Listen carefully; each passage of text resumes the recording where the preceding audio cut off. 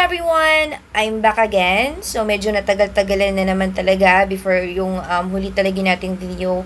I guess that was a week ago or more than siguro mga mag 2 weeks ago na yun siya yung video ko na pinakahuli talaga. Dahil syempre sa kadahilanan na tao lang din talaga tayo, tinatamaan ng sakit at uso talaga yun ngayon. Lalo na alam mo, sobrang init talaga. Okay, so ngayon, kaya nakapag-video na naman tayo kasi gusto kong i-share talaga sa inyo. Isa sa mga natulungan talaga natin, OFW all the way from Japan, ang kumita ngayon ng 4 digits. Okay? Ngayong gabi lang na to. Actually, hindi gabi. Madaling araw na. 2:00 na dito sa Philippines. Okay? Sige, so i-share ko sa in the name of Rosemary Fernandez. So, nag-house siya sa akin. That was, na-share niya sa akin. Matagal na daw siya nanonood ng video ko. Since December. I guess, since January this year.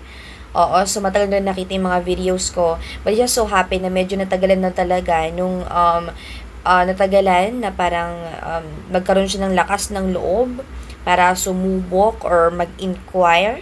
Ayun, so binigyan ng pagkakataon. So it's just so happy naman na before ako nagkasakit, na-assist ko naman siya. Then ngayon, biruin nyo ayan. So on training pa siya ngayon, but ito rin kita talaga niya. Wait, papakita ko sa inyo. Ayun, so 'di ba sabi ko sa inyo na na 2:00 na madaling araw dito sa Philippines, so 2:08 AM. So ano ba ngayon? March 13, 2024. So ito yung kinita talaga niya, 'di ba? Ayan si Ma'am Rosemary Fernandez all the way from OFW sa Japan. Okay, so Rosemary Fernandez.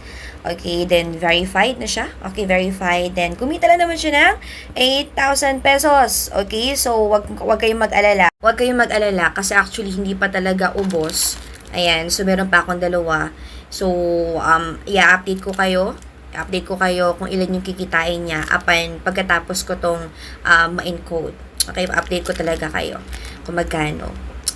Tansya ko talaga, abutin to siya ng pagka natapos lahat, tansya ko, aabutin siya ng 28 to 30,000.